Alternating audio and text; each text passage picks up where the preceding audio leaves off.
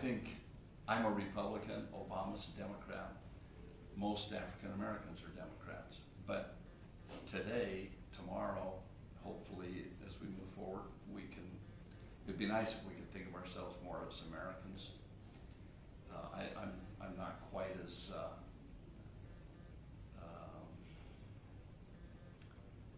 I understand that things don't change overnight. It's a long change, requires time. And, but I think this is a great start. And, you know, Republican or Democrat, all of us want Obama to be successful because he's the president of the country, so everybody's president. You know,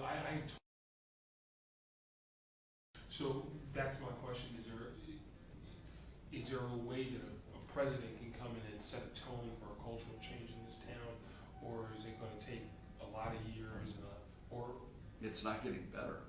So a lot of years I don't think is going to make, versus the thing we talked about before, how some things have gotten better. This is getting worse. Yeah. And, you know, I'm really hoping that Obama will be strong enough to do that. It's going to have to be somebody that can stand up to his party. Almost in a Teddy Roosevelt way, stand up as the bull moose and say, forget all of that, this is what we're going to do. Stand up to his party, stand up to both the other party and say, look, let's come together. Now, Obama said that in that meeting.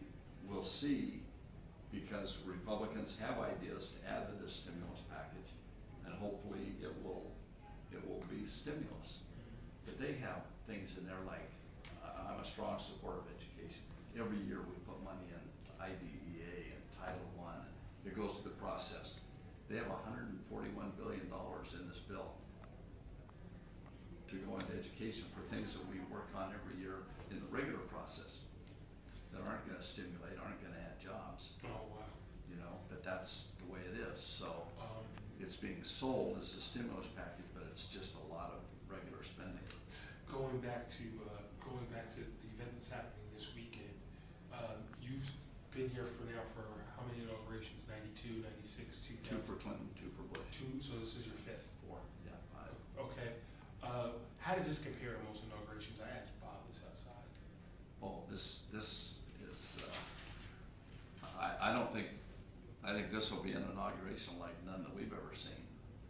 I mean, Reagan, I think there was a lot of, I wasn't here, but I think there was a lot of excitement, and I think they said maybe 750,000 people came. They're expecting from 1 to 5 million. I mean, they don't know how many people are going to show up out there. Yeah. What has been, and how long have you been back in Washington, D.C., just since the new year? When did you come? You flew back here Thursday, you said? I was here, we came back, we were sworn in January 6th or 4th or somewhere around in there. And we were here that week, and then we were here last week. And last week we were here, I flew home Thursday night, worked in the district Friday, and came back Saturday. What have you noticed at the difference between what you saw earlier in January and now, as far as, because I got here Sunday and I said, well, maybe it's not going to be that crazy. You know, I got on the ground Sunday, I didn't see much. I saw some. When I got off the plane Saturday, normally you walk off and you get right on that little shuttle. There was a whole huge crowd waiting to get on. I don't know how many planes came in all at the same time, but there were a lot of young people here, a lot of excitement, and I've never seen the airport that crowded. Today, I mean, I've been to D.C. before, and today I just said, I've never seen so many people in D.C. in my life. Yeah, wait till tomorrow. Yeah, tomorrow's going to be even worse. And I just, we had a guy in here that said it took him 3 hours to get in here. Yeah. And you got them in a half hour, but I don't know how you did it. I don't think the Capitol Police, if I ever get a chance to work on Washington, I'm ever going to have a good relationship with them, because they were, when I showed up with 36 kids, and they said, hey, can you help me? I was like, yeah.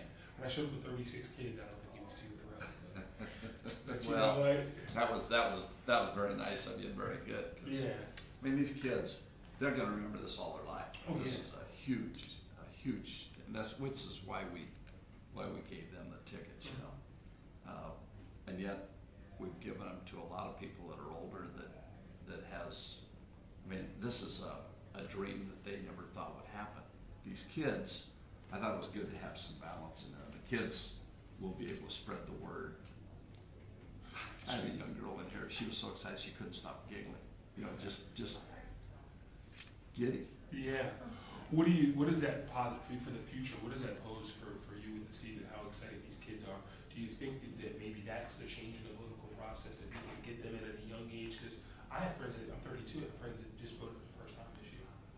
I had a lady that was 20, this was African-American girl, 27, and this is the first time she's voted.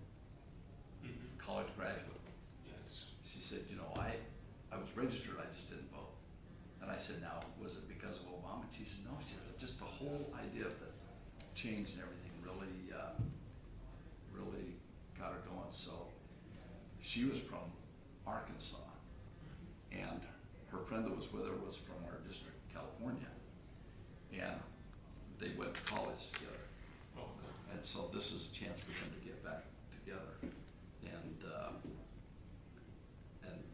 both African American girls, very excited, but it wasn't like, it wasn't a racist thing, it was just they're excited about the change. And now older people are excited because an African American man has been elected to this country. That's different for them. Yeah. The younger kids, I don't think they don't know. It's a different. These young people said to me when I interviewed them, I said, you know, the thing they said was that, what's the big deal? And when I spoke to Jill Schenberger, she goes, and that's good that they think like that, because that means that we've moved past that. That shows. That's amazing. Shows you. Well, thank you, Congressman. I really appreciate the time. Thank you.